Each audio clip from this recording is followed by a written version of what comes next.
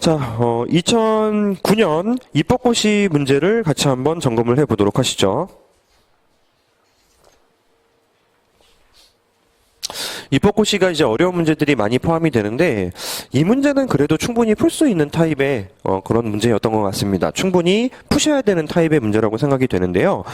일단은 문제 개수가 조금 많고 좀 귀찮은 느낌이 드는 건 맞습니다만 그 문제에서 시키는 대로 차분하게 진행하다 보면은 자연스럽게 문제 풀이 과정이 머릿속에서 좀 떠오를 수 있는 타입의 생각보다는 전형적인 그런 문제 느낌이 나요. 200명의 소비자로 구성이 되어 있고요. T1과 T2 두 기간 동안 지속되는 다음과 같은 시장 경제 C1, C2고요. 효용함수를 구체적으로 줬습니다. 누군가는 이번 기에만 소득이 있고 누군가는 다음 기에만 소득이 존재하게 되는데요. 이제 그 크기는 똑같습니다. 각기 100명으로 같습니다. 이자율 하에서 자유롭게 자금 빌리고 이 정도 읽었으면 약간 긴장은 돼요. 이 문제가 또 입법고시에서 또 귀찮게 만드는 문제인가 보다. 소비자의 효용 극대화 문제를 풀고 각 개별 소비자의 소비에 대한 수요 함수를 도출하시오라고 합니다.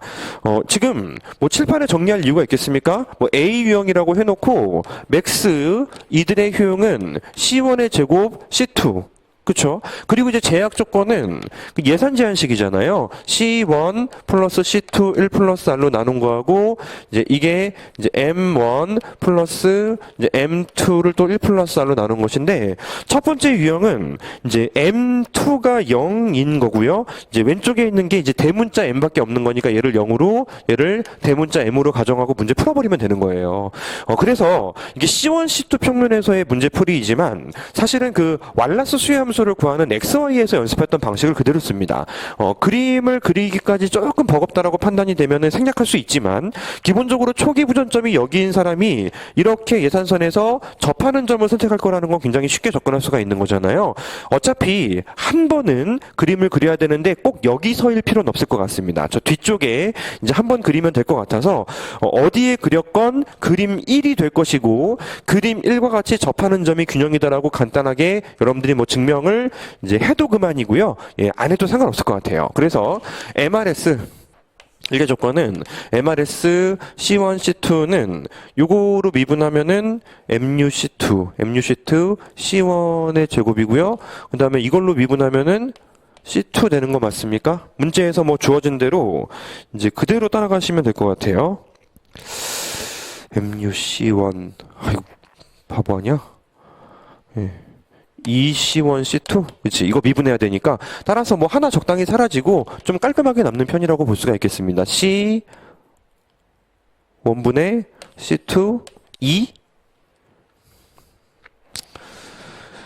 얘하고 1 플러스 R이 일치하는 점이 바로 이제 1개 궤적이 되는 것이죠. 따라서 얘하고 1 플러스 R이 일치하는 점을 찾아주는 것이 출발점이 될 것이고요. 이 제약 조건을 여기에 대입한 다음에 C1으로 정리하면 그게 C1 함수가 되는 것이고요. C2로 정리하면은 C2 함수가 되는 것입니다. 두 번째 유형의 소비자 역시 마찬가지로 그대로 쓰면 될 것 같아요. 또 이 똑같은 수식을 적는 게 아니고 함수는 똑같이 생겼기 때문에 따라서 이제 이것만 따로 꺼내가지고 좀 간략하게도 C1과 C2를 찾을 수 있을 것 같습니다. 그렇게 도출된 것이 이제 첫 번째 A 유형은 C1이 3분의 2 M 되는 것이고 C2에는 이자율이 포함됩니다. 두 번째 B 유형은 첫 번째 C1에 이자율이 포함되고 두 번째에서는 이자율이 포함되지 않습니다. 이렇게 도출하는 것 자체는 어렵지 않죠. 두 번째, 개인 수요함수를 이용하여 금융시장에서의 자금에 대한 시장 수요함수와 시장 공급함수를 도출하라. A 유형이 100명입니다. 100명이기 때문에 일단은 시장 수요 함수를 도출하라는 것인데 도출하는 과정에서 조심할 점은 이거밖에 없는 거죠. C 소비 함수 곱하기 100이 아니고 가지고 있는 거에서 쓰려는 거 사이의 델타 값 곱하기 100이라는 것입니다. 따라서 A유형이 현재 100만큼, 이제 M만큼 가지고 있는데, 내가 사용하려는 것은 3분의 2, M만큼만 쓰려고 하잖아요. 이 모자란 만큼의 수요 의지라는 것이죠. 곱하기 100. 이게 바로 시장 전체 수요 궤적이 되는 것이고, 공급 곡선 역시 마찬가지로, 이제 모자란 부분 기준으로, 이제 남는 부분 기준으로, 이제 공급 곡선이 도출된다고 보시면 되겠습니다. 이게 공급 곡선이죠. 남으니까 공급하고, 이제 그 B 유형이 수요 수요자가 되는 것이죠. 따라서 뭐 수식이 조금 복잡한 느낌이 드는 건 사실입니다만 막상 또 도출하는 과정에서 또 이제 단순하죠. 내가 가지고 있는 거에서 이제 쓰려는 게 남았으면 공급자, 가지고 있는 게 0인데 쓰려는 것 자체가 바로 이제 수요량이 될 것이고 각각 곱하기 100만 하시면 되는 거죠. 여기까지 흐름상으로 문제될 게 없어요. 어려운 게 없어요. 세 번째, 균형이자율과 작은 거래량을 구하고 이를 그래프로 그려라. 이거 쉽죠. 연립해서 교점 찾으라는 문제 아닙니까? 따라서 연립해서 교점을 찾고 그래프로 그리라고 했기 때문에 이제 공급 쪽하고 수요 쪽에서 그래프의 모양이 지금 도출이 되어 있잖아요. 그러니 하나는 수직으로 확실하게 공급 이사로 나타내시고 하나는 우하향하는 형태로 이자율의 반비례 관계이기 때문에 이왕이면은 디테일하게 직각삼각선 모양으로 표시를 해주는 것까지. 따라서 거래량은 이미 결정이 되어 있습니다. 이자율은 1이고 거래량은 이거죠. 이거 이제 3분의 100M 이만큼이 실제로 공급자들에 의해서 거래량이 될 수밖에 없는 거죠. 네 번째, 정부가 금리 수준이 너무 높다고 판단하고 알바 0.5의 이자율 상한제를 도입하기로 하였습니다. 자, 보세요. 문제를 처음에 딱 이제 풀려고 이제 접근을 했을 때는 좀 어려운 문제가 아닌가라고 생각이 들지 모르겠지만 막상 풀이를 진행하는 과정에서 정말 시키는 대로 따박따박 진행하다 보면은 실수는 할 수 있어요. 미숙함에 의해서. 하지만 난이도가 다른 입시들 문제들 어려운 것들에 비해서는 충분히 풀만한 문제라고 판단이 돼요. 왜? 굉장히 유도를 잘해주고 있기 때문에 그렇습니다. 따라서 0.5 기준으로 뭐 있겠습니까? 0.5 대입해서 공급량은 불변인데 여기 좀 이제 비율을 잘못 그리긴 했습니다만 이렇게 초과 수요가 발생하게 되는 상황을 전제를 하시면 되는 거죠. 이제 초과 수요가 발생하는 경우에 이자율 상한제의 경제적 효과를 설명하는 것까지 필요하기 때문에 이제 그 설문사의 해결에 논술적인 부분도 여러분들이 좀 담아주실 필요는 있겠습니다. 일단은 초과 수요가 발생하게 되는데 공급자가 부족하기 때문에 탐색 비용과 이제 대기 비용 경제적 손실이 분명히 발생하게 될 것이고요. 과다 수요로 인한 뭐 선착순, 뭐 친분 등에 의한 거래가 발생할 수도 있습니다. 로비가 발생할 수도 있고요. 정부 규제에도 불구하고 암시장이 형성될 수도 있다라는 거. 이런 것들 다 교과서에서 조금씩 한 번쯤은 들어보셨던 내용들을 모조리 쓸어 담아서 정리하는 이런 것들도 실제로는 정돈된 걸 보면서 확인할 필요는 있는 것이죠. 다섯 번째, 이제 이자율 상한제하에서 각 유형의 소비자의 소비 행위는 어떻게 바뀌는가? 슬러치기 방정식을 이용하라는 것인데 슬러치기 방정식을 써서 계산 문제를 풀라는 건 또 아니에요. 그냥 슬러치기 방정식으로 형태만 보여달라 정도에 불과합니다. 근데 여러분들 그 슬러치기 방정식 기억나십니까? 기억이 안 날 리가 없지. 그지? 보통은 볼게요. px분의 dx 적고요. 그 다음에 여기 px분의 똑같이 적으면서 여기는 효용 불변 상태라고 마킹을 하지만 실제로는 슬러치기 방정식에서는 효용 불변은 아니죠. 구매점 기준으로 휘어버린 상태에서의 델타 효용까지 인지를 하게 되고요. 그리고 여기 이제 마이너스 보통 이제 x0 들어갑니다. 그리고 이 둘을 곱하면은 델타 m이 등장하게 되고 거기에 x 담으면서 보통 통상적인 슬러치기 방정식이 도출이 되는 거죠. 그래서 얘는 소비량이고요. 소비량. 근데 만약에 부존재와 슬러치기 방정식을 요청을 받았다라면은 여기에 충격을 하나 더 플러스 시키는 것입니다. 내가 지금 현재 x를 보유를 하고 있어요. x를 보유를 하고 있는데 dpx에 얘를 곱한 만큼 또 다른 m이 등장하게 되죠. 따라서 얘하고 다른 숫자가 되는 것이잖아요. 그래서 여기에 또 dx를 담으면은 부존재와의 부존재와 가격 변화에 따른 실제로 추가적인 소득 변화까지 가미하게 되는 거죠. 근데 지금 이 문제는 초기 부존점이 존재하게 되는 문제이기 때문에 슬러치기 방정식을 정리하실 때에는 이 부존재와 슬러치기 방정식을 응용하셔야 될 겁니다. 요거 대신 R, 요거 대신 C1 똑같죠. 그 다음에 요거는 이제 내가 쓰려는 수량이가 쓰고 있는 수량을 말하는 것이고 이거는 부존량을 말하는 것인데 둘을 엮어도 돼요. 이렇게 dpx분의 dx하고 u 한 다음에 둘을 엮어버려요. 예를 들어서 여기서 이거를 뺀 값 기준 플러스로 바꿔도 상관없습니다. 위치를 바꾸고 그리고 나서 여기에는 또 다른 숫자가 등장하게 되죠. 얘도 안 나오고 얘가 나오는 것도 아니고 거기에 dx에도 상관없는데요. 자, 여기에 때문에 마이너스를 플러스로 위치를 바꾼 채로 제가 수식을 그냥 나열식으로 이제 해놓은 것에 불과합니다. 이거 가지고 문제를 풀라는 것은 아니에요. 이 슬러치기 방정식으로 계산 문제를 풀라는 것은 절대 아니기 때문에 따라서 여러분들이 그냥 여기 지금 배우셨던 내용에 px 자리에 r 집어넣고 x 자리에 c1 집어넣고 쭉 정돈하는 형태로만 그냥 진행하시면 될 것 같고 C2 역시 마찬가지로 그렇게 진행할 수 있는데요. 그거 이상으로 슬러치기 방정식으로 이제 보이는 거는 뭐 된다는 거죠. 그리고 나서 왼쪽에 있는 게 보통 통상적으로 대체 효과를 의미하고 오른쪽이 부존량, 소비량 기준으로 이제 소득 효과를 의미하지 않습니까? 예, 그거 기준으로 나눠서 설명만 하시면 됩니다. 계산하라는 문제가 아니에요. 그래서 제일 밑에 있는 그래프 보이시죠? 그죠? 이런 디테일은 좀 필요하지 않겠습니까? A 유형은 이자율이 올라갔음에도 불구하고 선택점 자체, 다시요. 이자율이 떨어졌음에도 불구하고 이제 선택점 자체가 C1이 바뀌지 않는 소비자입니다. 3분의 2M 유지되잖아요. 보세요. 공급곡선이 이자율이 떨어져도 바뀌지 않는 것이기 때문에 이제 첫 번째 유형은 대체 효과와 소득 효과가 완전히 상쇄되었다라고 서술을 할 수 있을 것이고요. 두 번째 소비자는 설문 1의 해결 마지막 줄의 C2가 상수예요. 3분의 1 M이지 않습니까? 곱하기 100. 따라서 두 번째 2기의 소비가 이자율이 떨어진다고 바뀌지 않는다. 따라서 대체 효과와 소득 효과 모두 이제 소비량을 증가시키는 방향으로 현재 소비를 증가시키는 방향으로 작동이 될 테니 곡선을 따라 이동하는 것이다. 대체 효과, 소득 효과를 모두 반영한 그래프 아닙니까? 그 정도 설명하면 되는 그런 테마인 것 같습니다.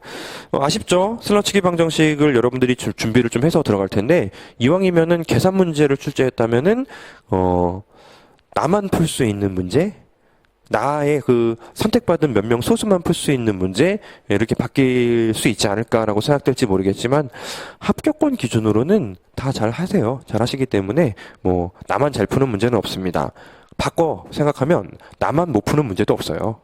내가 모르면 남들도 몰라. 내가 모를 정도면 다른 사람들은 지금 눈물 한 바가지 쏟았어요. 그러니 자신감이 제일 중요하지 않겠나 싶고요. 결국 실수 싸움인 게 맞는 것 같습니다. 6번은 안 해도 되죠. 함수가 바뀌었지 방법이 바뀐 것은 아니기 때문에 이제 다음 기의 소비에 대해서 조금 더 집중하게 되는 거잖아요. 그래서 공급 곡선이 이렇게 오른쪽으로 이동하고 수요 곡선은 왼쪽으로 이동하는데 문제는 교점이 이 음수에서 결정이 되고요. 이자율은 마이너스가 될 수가 없으므로 초과 공급이 발생하는 케이스가 된다라는 약간 독특한 케이스는 나타날 수 있지만 풀이 과정 자체는 별다른 건 없습니다. 풀이 과정 자체는 아주 쉽게 접근할 수 있는 문제이죠. 그래서 이 1문은 어려운 게 아니고요. 이제 조금 유도를 굉장히 치밀하게 해줬기 때문에 오히려 더 쉬워질 수 있는 문제입니다. 이 문제 연습하셔야 돼요. 이 유사 문제 충분히 이제 등장시켰을 때 이제 괜찮은 문제가 될 수 있기 때문에 실제로 이 유형 연습하셔야 됩니다. 다른 것도 하셔야 되고요. 2문으로 넘어가 보도록 할게요. 두 번째 문제는 또 이제 좀 귀찮은 문제 중에 하나라고 볼 수가 있겠습니다. 딱히 어떤 모형을 써라가 아니고 이것저것 잔뜩 물어봤기 때문에 귀찮을 수 있어요. 이런 문제를 실제로 잘 풀려면은 상당한 내공이 필요한 게 사실입니다. 일반적으로 금융위기 기간에는 금융시장의 불안 현상으로 신용경색 현상이 발생하고 있고 이것은 다시 실물경제에 영향을 주게 됩니다. 폐쇄경제를 상정하고 신용경색이 금융시장의 여러 변수들과 실물경제에 미치는 영향에 대해서 분석하라. 특히 이자율, 국채금리, 회사채 금리의 격차, 스프레드를 말하는 것이고요. 수익률 곡선의 기울기, 통화승수에 대한 효과. 뭘 특히야 다 물어봤네. IS 곡선에 미치는 거, LM에 미치는 거 지금 다 물어봤잖아요. 따라서 신용경색과 IS 곡선을 제목으로 달았습니다. 두 번째는 신용경색과 LM 곡선을 제목으로 달았습니다.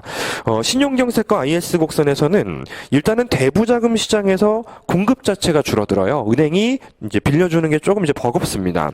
따라서 공급이 감소하면서 이자율이 상승할 가능성이 높죠.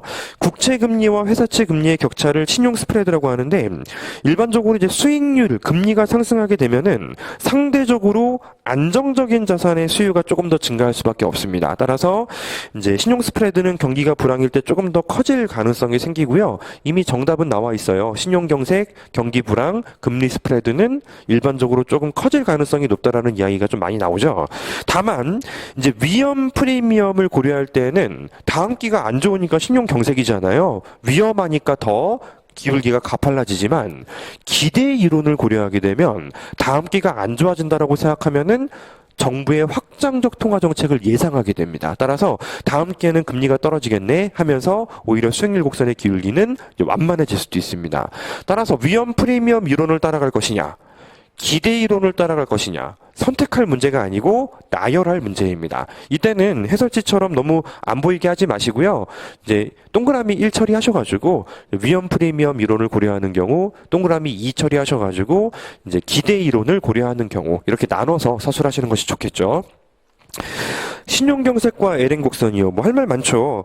이제 뱅크런까지는 아니거든요. 뱅크런까지는 아니고 신용경색이 발생한다는 거는 은행의 수익률 자체가 조금 어려워진다는 것을 의미하고 경기 침체를 예상하는 민간들이 이 문제는 신용경색이라고 적혀 있지만 사실상 불확실성 준비했던 문제를 푸는 거나 다름이 없는 거거든요. 이제 은행 이야기를 조금 더 많이 하면 되는 거죠. 따라서 민간들이 자기 현금을 확보하기 위해서 은행으로 달려갈 가능성이 높아집니다. 이러한 현상은 통화 승수도 건드리죠. CR 자체가 올라가는 것이에요. 이게 심하면 지급 준비율도 상승시킬 수밖에 없습니다. 그러니까 항상 CR이 올라간다고 무조건 지급 준비율이 반응하는 것이 아니고요. 이제 CR이 심각하게 많이 변화하면 지급 준비율도 실제로 같이 올라갈 수밖에 없다라고 접근하시는 게 맞아요. 따라서 IS 곡선도 LN 곡선도 통화 공급의 감소, 심지어 뭐 화폐 수요의 증가도 있으니까 이제 좌측으로 이동하는 현상이 발생하게 되겠죠. 사실 금융가속기라는 것이 레버리징 있잖아요. 그거 이제 디레버리징이라는 표현으로 금융가속기 이야기를 은행 때문에 발생할 수 있다라고 보는데 외생적으로 IS와 LM이 추가로 왼쪽으로 갈 수 있는 가능성에 대해서 이 문제는 이제 경기 침체 가속화 이런 측면을 조금 더 다른 방식으로 설명한 거라고 보시면 돼요. 두 번째, 글로벌 금융위기에 대응하여 중앙은행이 확장적인 통화 공급으로 대응했을 때 1에서의 분석과 달라지는 점들을 지적하고 두 개 문제네요. 변동환율제에서 이제 소국 개방 경제를 가정했을 때 이제 미치는 영향을 설명하라라고 이야기를 하게 됩니다. 확장적 통화 정책은 LM을 오른쪽으로 보내는 정책이라서 IS와 LM이 왼쪽으로 갈 때 그나마 LM을 조금 오른쪽으로 보내려는 정책이죠. 근데 문제는 이자율이 더 떨어져요. 이자율이 뭐 오를지 떨어질지 모르겠다라고 할 때 이제 이자율이 떨어지는 힘을 갖고 있기 때문에 이자율이 떨어져 버리는 상황이 발생할 수 있으므로 이제 단기에 정책을 펼쳤으니까 수익률 곡선은 가팔라질 가능성이 높습니다. 유동성이 증가하죠. 유동성 효과가 발생하기 때문에 이제 회사채 수요가 증가하면 신용 스프레드가 좀 작아질 수도 있겠어요. 좀 이제 불안한 이제 장단기 채권 금리 스프레드를 말하는 것은 아니거든요. 위험도가 있는 채권의 이제 수요가 증가해서 신용 스프레드가 조금 이제 줄어들 수도 있지 않겠냐. 또 긍정적인 심리 현상을 유발시킬 수 있다라면은 통화 승수 자체의 하락을 상쇄시킬 수도 있습니다. 정부가 뭐 하네. 정부가 경기 침체를 극복하려고 노력을 하네. 은행 안 뛰어가도 되겠네. 따라서 CR 자체가 뭐 올라가는 힘을 조금 이제 떨어뜨리게 만드는 것도 가능할지 모르겠습니다. 이게 1번이고요. 두 번째 소목차는 전형적인 타입의 문제죠. 이제 변동환율제에서 IS 곡선, 이제 LN 곡선, 그 다음에 BP 곡선까지 전개할 건데 봐요. 완벽한 자본의 이동성이 가정되어 있지 않다면 내가 가정하는 거는 되게 위험한 일입니다. 문제에서 자본의 이동성은 완벽하다라고 적혀 있으면 BP 수평이에요.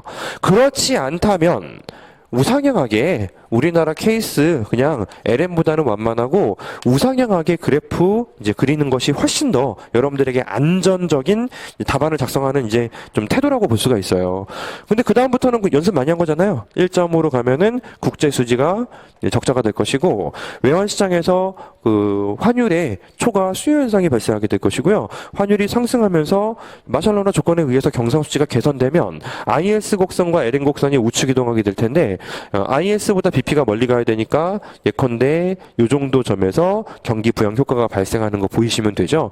따라서 뭐 두 번째 문제는 이제 다른 거 위에 있는 거에다가 덧대 그리라는 것이 아니고요. 이제 이런 그 변동환율제를 이제 채택하는 국가가 이렇게 경제가 오른쪽으로 이자율이 떨어지면서 이제 소득이 증가할 수 있는 가능성을 보이라는 것뿐이에요. 근데 투자 같은 것들은 조금 이제 떨어지는 게 이자율이 감소를 고려하면 조금 더 오를 수는 있겠죠. 경상수지 자본수지는 방금 전에 이제 마샬로나 조건 이야기할 때 이미 다 이제 설명이 될 겁니다. 또 이 언급이 되었으니까 자 보세요. 일반적으로 그 케이스를 한번 볼게요.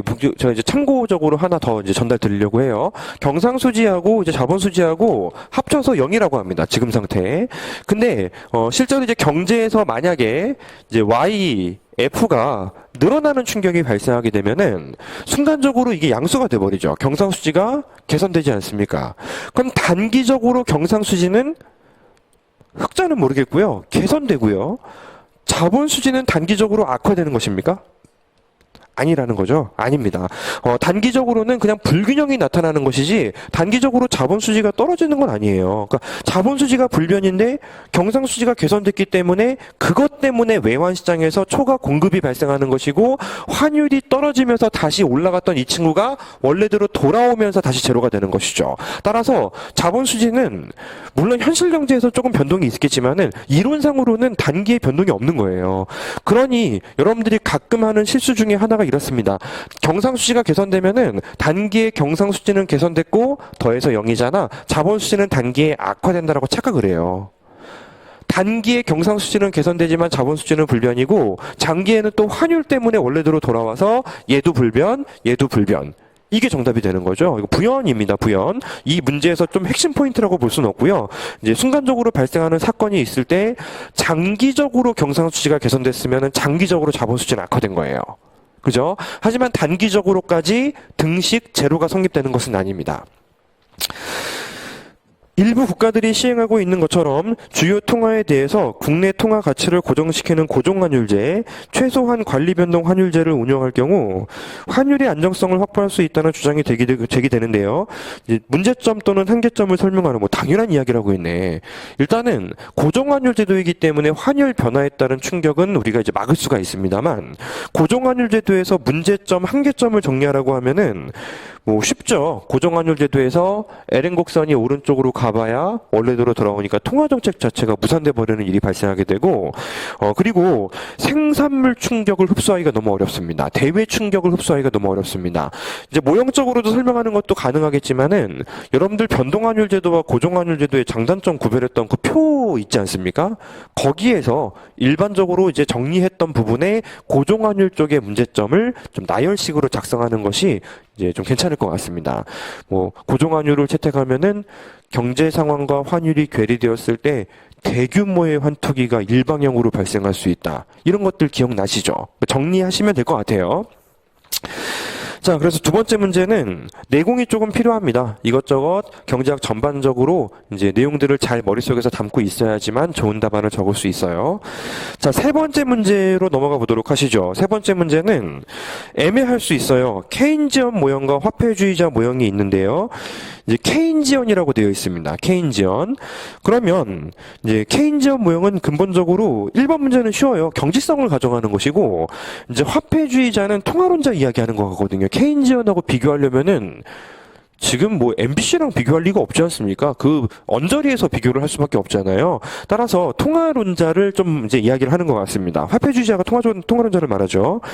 그래서 케인지안 모형은 경직성을 전제를 하고 총수요를 강조하지만 이제 화폐주의자 모형은 장기적인 분석이 좀 중요하다라는 것이 신축적인 경제라서 그래요. 그러면 이제 단기적으로 무슨 일이 생기더라도 금세 장기가 되면서 경제는 그 장기에서 가리키는 방향으로 이동할 수 있기 때문에 따라서 화폐주의자 모형은 이제 약간은 좀 이제 장기적인 측면을 중요하게 생각할 수밖에 없고요.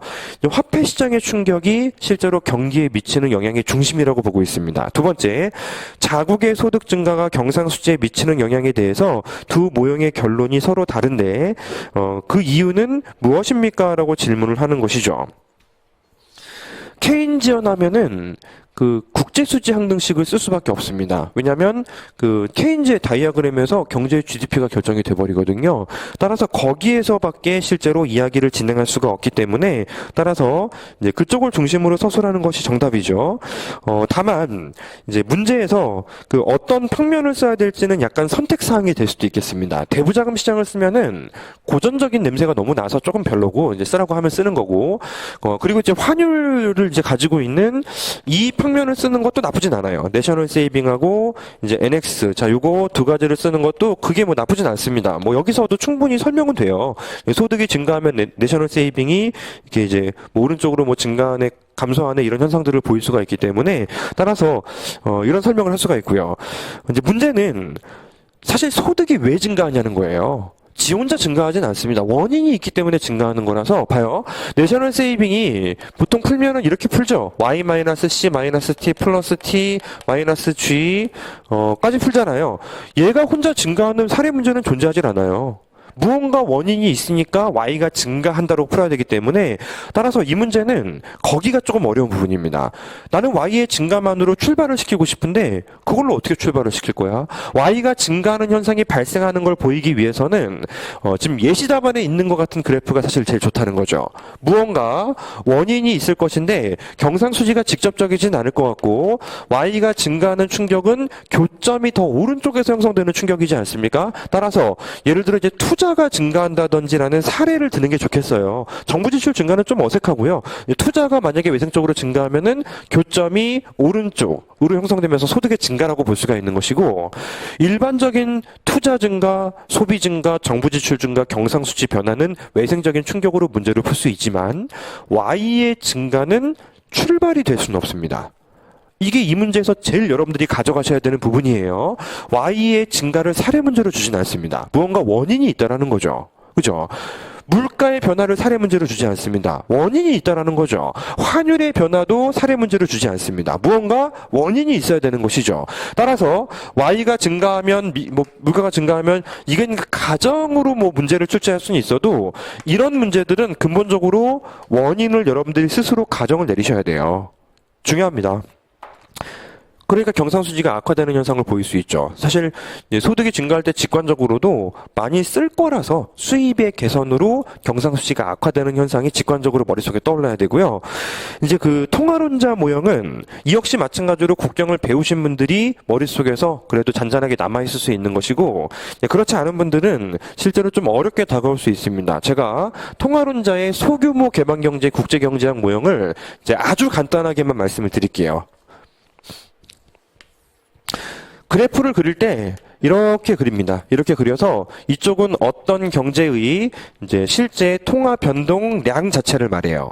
그리고 세로축은 물가입니다. 쉬운 거부터 소규모 개방 경제는 구매력 평가서를 가정하면서 P는 EPF이다라고 전제를 깔아줘 버리게 되면은 이 국가의 물가 수준은 이미 결정되어 있어요. 이렇게 다른 국가에서 이제 EP 우리나라 환율하고 저쪽에 이제 물가 수준이 얼마인지 여부에 따라서 이미 결정이 되어 있습니다. 이 곡선의 이름을 우리는 TT 곡선이라고 불러요. 둘 중에 하나 좀 쉬운 거는 먼저 도출을 해봤고요.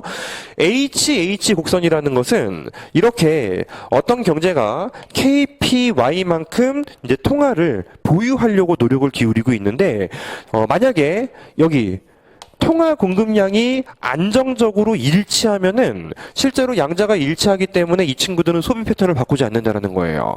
만약에 정부가 확장적인 통화 정책을 펼치면서 물을 넘치게 만들어 버리면 현재 순간적으로 MS하고 KPY가 이쪽이 커져 버리게 되는 것이죠. 그럼 사람들은 내가 채우려는 마샬리안 K가 내가 보유하려는 화폐 수요이지 않습니까? 내가 채우려는 양만큼 이거를 돌려놓기 위해서 소비를 증대시키게 됩니다. 따라서 이 경우에는 소비가 많아지는데 소비는 내수 소비도 있고 수입제 소비도 있거든요. 내수 소비는 경체 전제 증가해버린 통화량을 이제 줄일 수가 없어요. 줄일 수가 없고 수입제 소비는 해외로 통화량을 방출시켜버릴 것이기 때문에 점차적으로 조금씩 물을 줄일 수가 있게 되는 것입니다. 따라서 이제 통화량하고 이 KPY 사이의 델타 값이 얼마인지 여부가 경상수지를 결정하는 매우 중요한 포인트가 되는 것이고, 자, 그러한 부분을 반영해서 우리가 실제로 어떤 경제의 경상수지는 어떻게 결정됩니까? 라는 질문이 나올 수 있잖아요. 자, 국제수지를 BP라고 적는데요. 자본수지를 인정하지 않습니다. 자본수지는 존재하지 않으면 경상수지가 BP가 될 수 있잖아요. 경상수지는 통화 변동량을 의미하는 거 아닙니까? 여기까지 따라오시면 되는데, 통화량이 만약에 늘어나면 경상수지가 흑자인 것이고 통화량이 음수가 되면 경상수지는 그만큼 이제 적자가 되는 것이잖아요. 근데 그 통화량이라는 것이 얼마만큼 변화하냐면 부호는 마지막에 설정해 볼게요.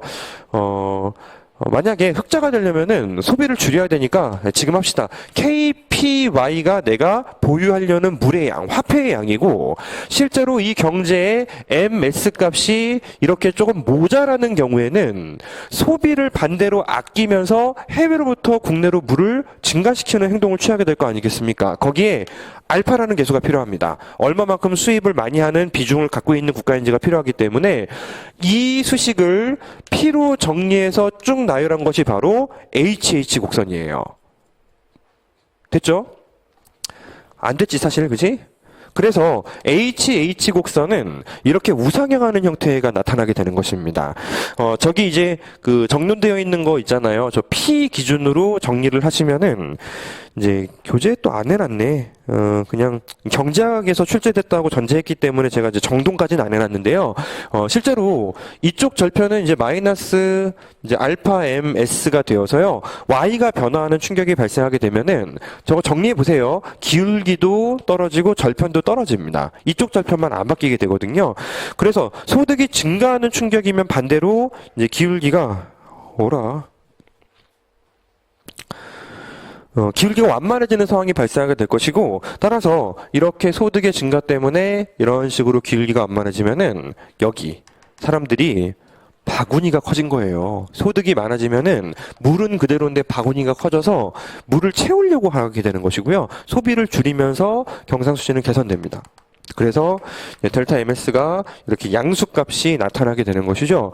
근데 이 모형은 이제 국경 배우신 분들은 다음 기의 곡선은 그러므로 더 상단에 위치할 것이고 점점 더 올라가다 보면은 여기까지 갈 것이다까지도 기억을 해두셔야 되는데, 말씀드린 것처럼 이제 국경 정말 철저하게 국경 테마예요. 국경에서만 공부를 하는 테마이기 때문에 뭐 조금 더 디테일한 부분은 국경 등을 통해서 점검을 하실 수밖에 없지 않겠냐라고 생각이 듭니다. 경제학의 국경 테마가 뭐 여기저기서 많이 등장하는 건 사실 정말 그 한두 번이 아니고 진짜 많잖아요. 국경까지도 되도록이면 특강 등을 통해서 새로운 모형들은 좀 받아들이실 필요가 좀 있을 것 같습니다. 따라서 이 모형을 한 번도 안 보신 분들은 뭐 이제 해설지를 읽어도 조금 납득이 안 가고 좀 이제 어려움이 좀 있을 것이지만, 이제 국경에서 이 HHTT 모형을 한 번이라도 보신 분들은 뭐 쉬운 사례 중에 하나로 머릿속에 이제 잡힐 거예요. 그러면 이제 이 해설지도 좀 간략하게 적으면 이렇게 하면 되는구나라고 이제 여러분들이 소화할 수 있는 그런 이제 문제가 될 수 있습니다.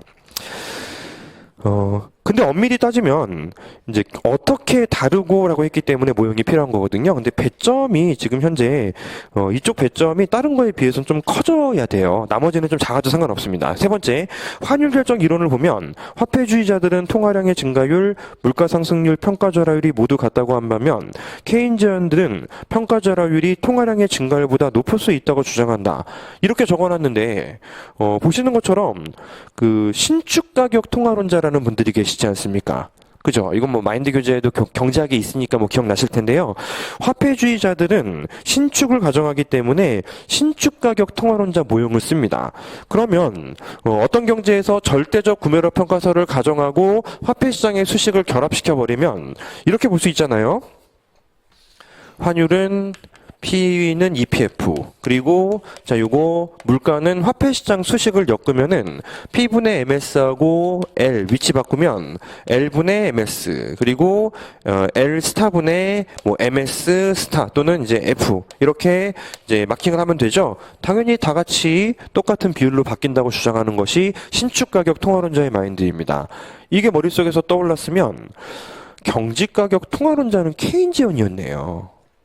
그죠? 통화론자라고 이야기하면서도 화폐주의자가 맞아요. 그럼에도 불구하고 케인지언적인 마인드가 담겨 있는 거라는 거죠. 오버슈팅 적으셔야 됩니다. 전에 또 오버슈팅을 2012년도 외시였습니까? 그때 언급할 때는 10년도였던가요? 뭐 어쨌든 뭐 연도가 중요한 건 아니니 이제 오버슈팅을 쓰세요라는 문제는 없다는 거죠. 그죠? 오버슈팅을 꺼내는 상황을 살짝 던져주면서 써야 된다라는 상황으로 만드는 것이 또 변별력이 된다라는 것입니다. 그 부분이 제일 어려운 거예요. 이제 어떤 모형을 써야 될지 이제 판단을 정확히 내리는 게 어려운데요. 여기서 이제 케인지언의 평가절하율, 통화량 증가율보다 높을 수 있다라는 건 누가 봐도 이제 오버슈팅을 설명하는 모형이고요. 뭐 이거는 또 제가 이제 설명을 한번 간단하게 빨리 드렸었죠. 그리고 또 교재를 점검하시면 될 것이기 때문에 이 정도로 마무리를 하면 될 것 같습니다. 자, 2009년도 입법고시 문제는 쉽다면 쉽고 어렵다면 또 이제 만만치 않은 뭐 그런 이제 유형이었다고도 이제 생각이 되는 그 문제들이 좀 나열되어 있었고, 이제 특히 이제 국제경제학의 중요도는 진짜 오래됐어요. 그렇다고 이제 경제학 커리큘럼에 넣기는 진짜 어려울 것 같아요. 국경도 뭐 공부해 보신 분들 있겠지만은 이제 차분하게 모형 소개하는 게 뭐 하루 이틀 강의를 늘린다고 되는 것이 아니기 때문에 이거는 여러분들 스스로 사실 본인의 공부 연차와 스케줄을 고려해서 이제 스스로 좀 이제 다져 나가셔야 되는 그런 과제가 되어야 합니다. 국경을 해야 돼요. 국경을 좀 반드시 좀 해주셔야지만 실제로 경제학의 대비가 또 가능하기 때문에 그런 부분들을 요행을 바랄 수는 없죠. 요행껏 붙은 사람들 이야기 듣지 마시고 이제 세상에서 제일 운이 없는 사람이 나라고 생각하시고 실제로 준비를 하는 게 맞는 것 같습니다.